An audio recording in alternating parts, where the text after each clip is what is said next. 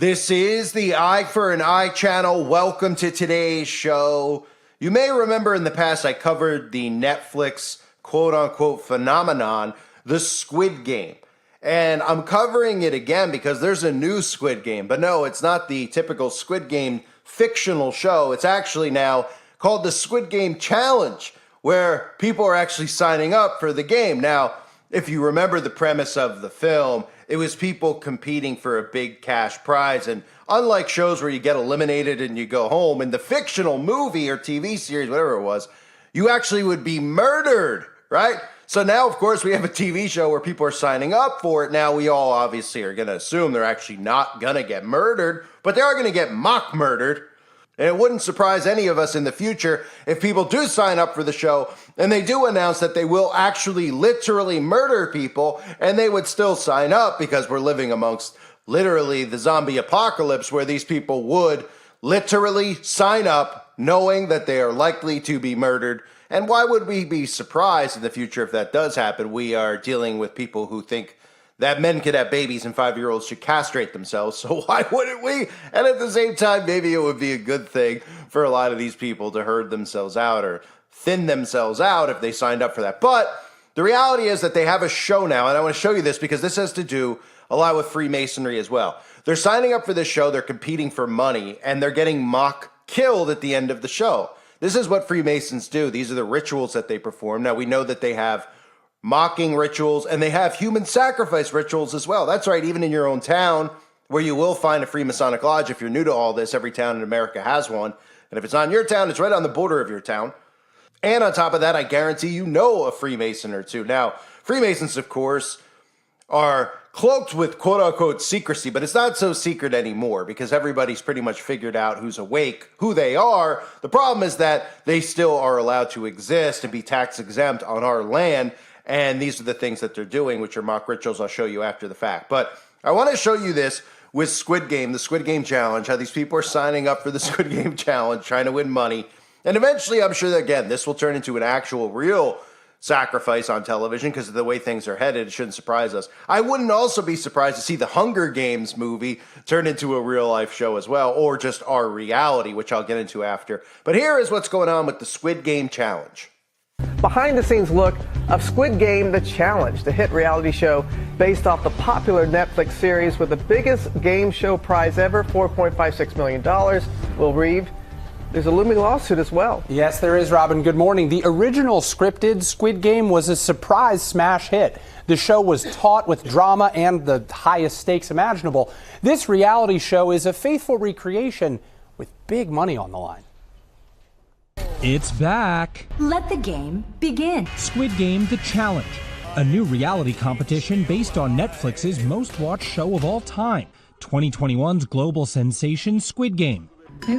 The ultra-violent Korean-language thriller about a group of down-on-their-luck contestants forced to compete in life-or-death versions of classic children's games in the hopes of walking away with a life-changing amount of money.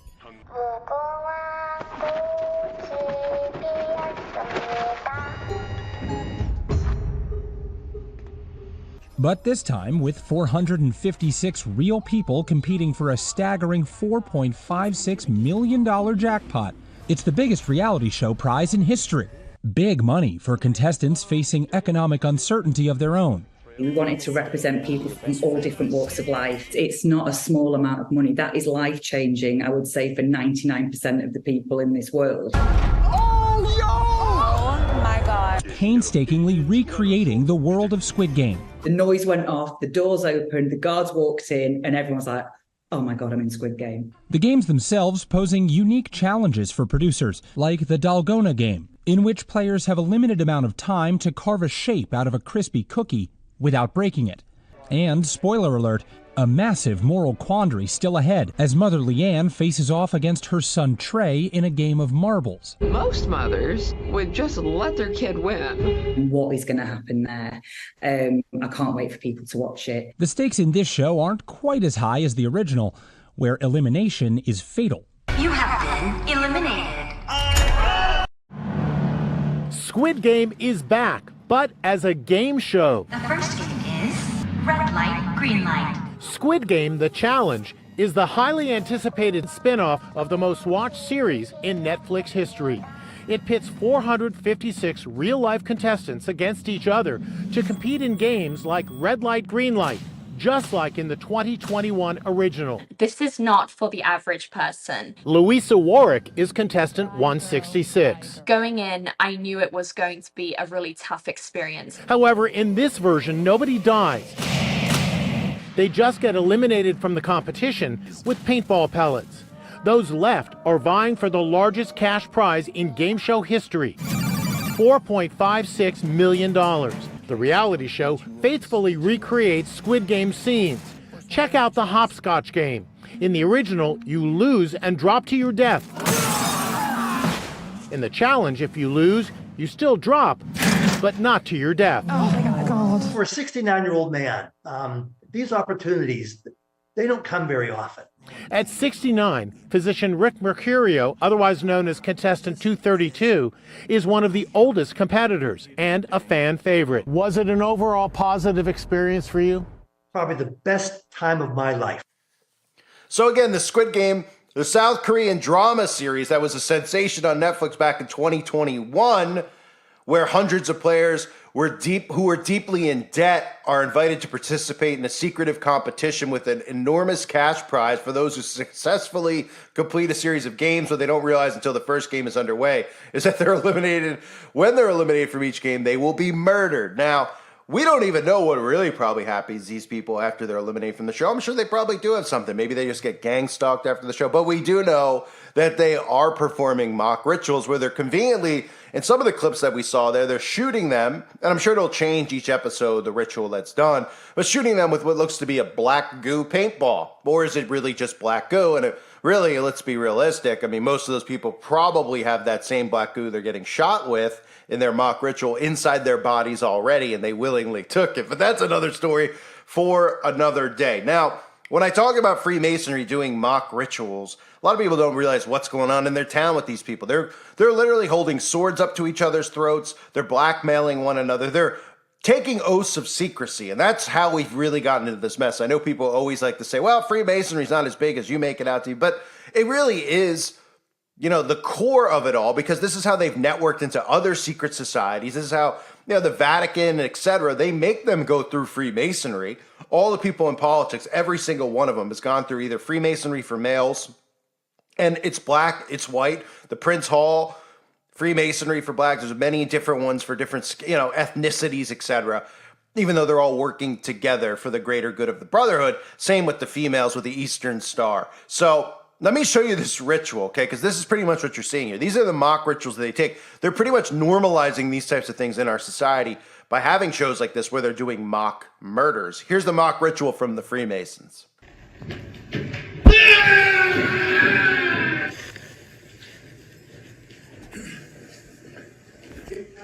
And the East Gate.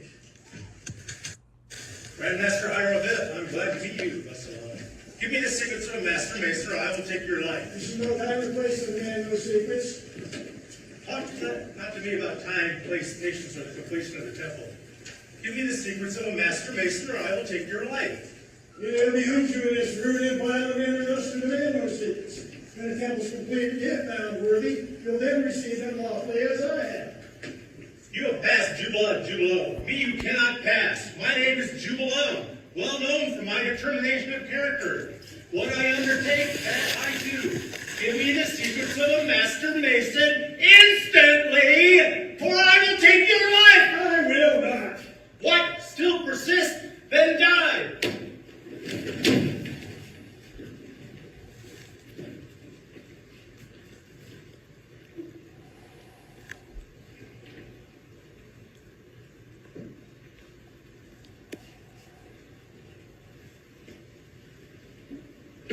Use this to slain the Grandmaster hired the bill. This is no time for reflection. What shall we do with the body? We'll bury the brothers in the temple again and discuss what to do with it. Agreed.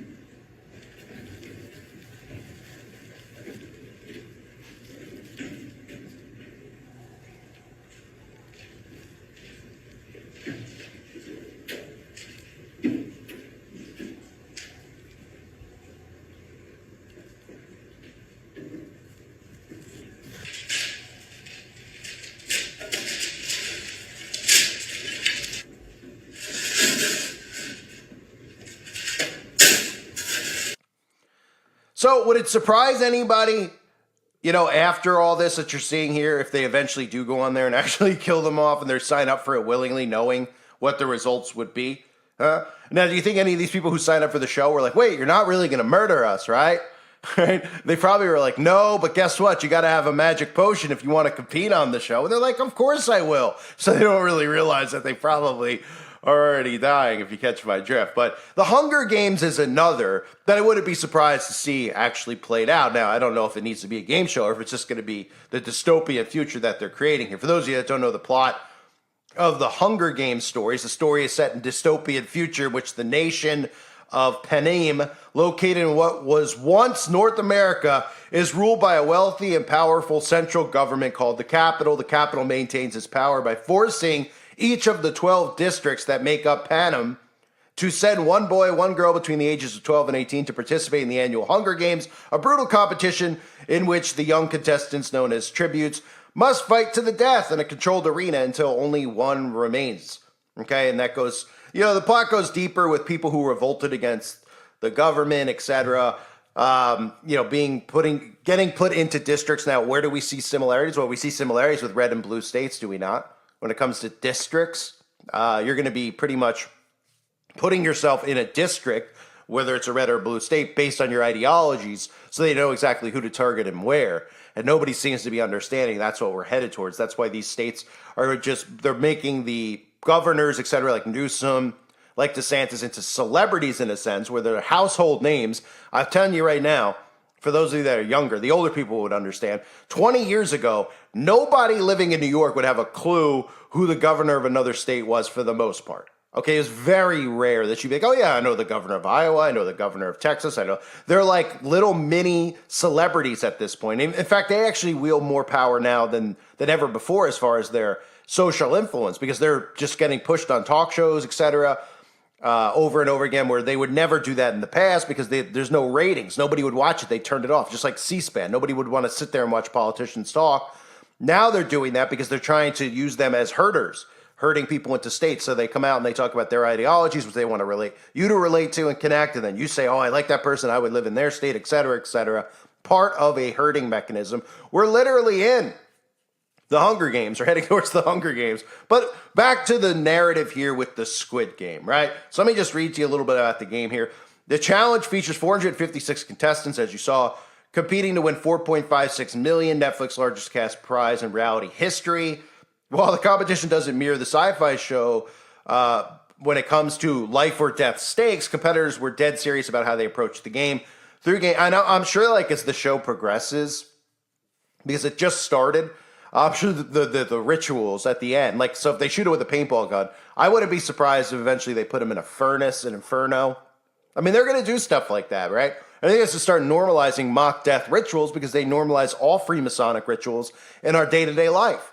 That's what they do. They're normalizing the things that they do in secret, making it public, normalizing these things, even if it's subtle like this. It becomes more and more normal, right? Remember I always covered Taylor Swift Out of the Woods? Because they're trying to bring all these things that they do in secrecy, all these rituals that they perform, and make them normal. Now, you could look at things like this and say, well, yeah, the Masons perform mock death rituals, and now we're seeing it on television, on Netflix. What else do we see? Well, these things called Planned Parenthood, right, that people go willingly sign up for, is their numero uno ritual that they perform in secret. And they've convinced through social engineering the masses out there that it's normal, that they're not, it's about their body, it's not about the child. I mean, utter insanity, right? They're coming out of the woods and they're normalizing all their routines and all their rituals. So if anybody wanted to start, uprising and stopping this stuff, I mean, well, you could go to there's nothing really that can be done, right? Because if you want to talk about Freemasons, because people out there go, oh, this guy's talking about corruption in politics, etc., and they can't wrap their heads around how these people network.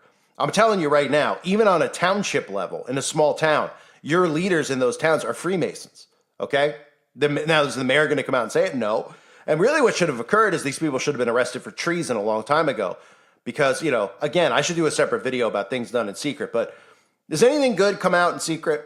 This is what people should just be saying, right? Does anything happen good in secret? If you have a secret between two friends, obviously it's a secret for a reason, right? You don't want anyone else to know for a reason because it's probably not something good that occurred that you're keeping a secret, right? Whether somebody made out with somebody else, whether somebody did a crime and didn't want to get caught, whatever it might be, somebody did something behind someone's back, it's a secret. There's nothing good that comes out of secret. So when we have secret societies, what do people think is actually occurring? What do you think is good about it? They admit to being secret society. Oh, Freemasonry is a secret society. Oh, okay. And then they try to use this illusion that they've created. And the illusion, of course, is fraternities, right? So they go, oh, we're just like a fraternity. It's just like that. And there's 8,000 movies about frats, right? But they don't show you the other sides of the frats with the hazing and stuff, which are gateway rituals into Freemasonry and secret societies. But they want you to think, oh, Freemasonry, they're just chugging beer and doing keg stands, just bros who moved on from college and wanted to do more. No, not even close. They're plotting against us. That's what they do. Okay, it's about world domination. These are all themes inside all the books that they read, right? And obviously Albert Pike is the one they go to in all his teachings in Freemasonry. He's the one who talked about starting World War III, and we see it exactly playing out the way his books told us they would play out, right? So what really should occur is these people should be arrested for treason and imprisoned. But now we live in a time period where everybody's on TikTok, nobody cares about what's going on, and we've been infiltrated, and now we're getting set up to be destroyed because everybody's distracted and too busy to care. And of course, they've brainwashed people into thinking stuff like this is misinformation when it's not. It's the truth. So eventually, I'm sure, we'll see Squid Games with real human beings who are actually really willing to lay their lives down for the money, right? And it's interesting, too, with the debt scenarios because we see our society getting more and more in debt as they raise the prices on more and more things. Well, maybe they'll come and collect. I mean, when you give China power over America, I wouldn't be surprised we do have the real Squid Games here. I wouldn't be surprised at all if a lot of these morons actually sign up willing to lay their lives down for money. And of course, we'll see the Hunger Games play out too. It's pretty incredible what we're getting towards because, again, I'm sure somebody would even do a video on this video and say, this guy thinks that they're actually killing themselves in the Squid Game challenge. And that's not what I'm saying at all, obviously. I'm saying what they're doing are mock rituals, which are Freemasonic, which they're normalizing. But I'm saying in the future, I'm sure that they probably will. And they'll have it on TV, right? Because even the Hunger Games is televised. It's a televised sacrifice. All this stuff continuing to get normalized in our society as our society continues to accept it and the rest of the people continue not to uprise against it because they're too busy fighting amongst each other. All done by design, all from the secret societies. I thank everybody for being here. I hope you're all doing well. God bless you as always and your families.